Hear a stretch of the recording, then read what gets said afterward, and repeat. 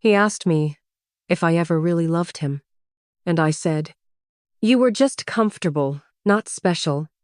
And the worst part? I didn't even say it in anger. I said it like it was just a fact, like he wasn't someone I'd built a life with, like he hadn't given me years of loyalty, patience, and quiet love. My name is Serena. I'm 31. And this is the story of how one moment of brutal honesty, or maybe brutal selfishness, cost me the best man I ever had. I met Daniel when I was 24, fresh out of grad school, working long hours, barely sleeping, barely living. He was a software engineer. Smart, kind, predictable in the best ways. He was the guy who offered to walk me to my car on late nights, who remembered how I took my coffee, who waited outside my building when I was too anxious to walk alone. We weren't electric. We weren't chaos. We were comfort. And I didn't realize how rare that was. We moved in together at 26. Split rent. Built routines. Saturday morning pancakes, Sunday night grocery runs. He'd hum while doing the dishes. And I'd lie on the couch, scrolling, taking it all for granted. Because when someone shows up for you every day, you start to think they always will, no matter how you treat them. And that's exactly what I did. I stopped trying, stopped thanking, stopped seeing him. Fast forward to a night I'll never forget. We were having dinner. I don't remember what sparked the conversation, maybe something on television, maybe nothing at all. But he looked at me, eyes soft, voice low, and asked, "Did you ever really love me?" And I took a bite of my pasta, shrugged, and said, "You were just comfortable, not special." I didn't look up. I didn't see his face. But I felt the silence. It hit like a cold wind. When I finally glanced up, he wasn't angry. He was gone. Not physically. Emotionally. And I knew right then that something had broken beyond repair. If you're still here, comment comfortable, because that's what I thought he was, until I understood what special really meant.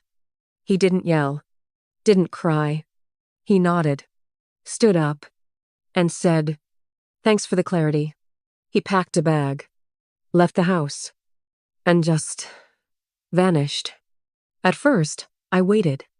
Assumed he'd cool off, that he'd call, that we'd talk it out. But days turned to weeks, and he didn't come back. I texted. No reply. I emailed. Nothing. Finally, I drove to his friend's place, only to be told, "He doesn't want to see you right now." And that's when it hit me. He wasn't just giving me space. He was gone. I walked back into our apartment, now just mine, and noticed everything I had ignored. The plants he watered, the coffee mug he always used, the note on the fridge that read, "Buy milk D. D." His small, quiet love was in every corner. And now it was gone. Weeks later, a friend sent me a photo.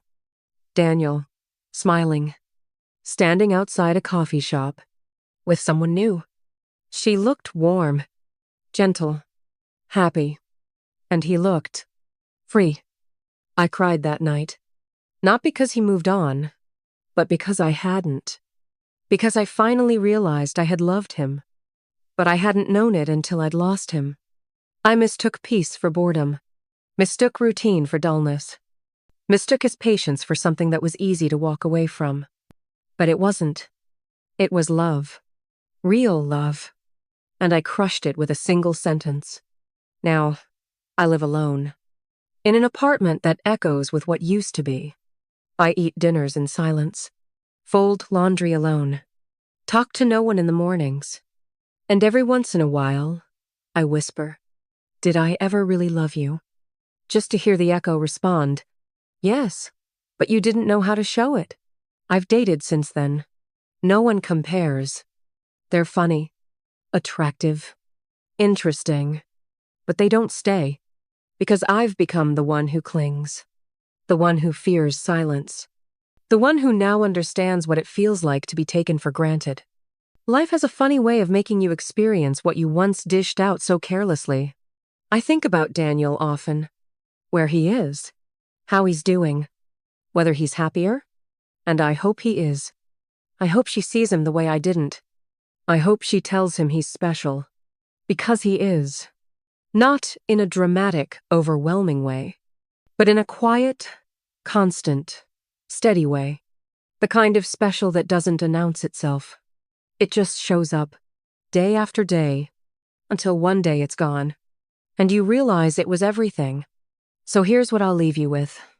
If you're with someone who's good to you, who stays, who tries, who may not thrill you every second, don't confuse comfort for lack of love. Because sometimes, comfort is the most beautiful form of love. And if you don't recognize it in time, you'll end up just like me, remembering what you had, alone. Call to action. Comment comfortable if this story hit you harder than you expected. Share this with someone who might be taking something real for granted. And remember, special doesn't always come with sparks. Sometimes it comes with silence, and kindness, and home.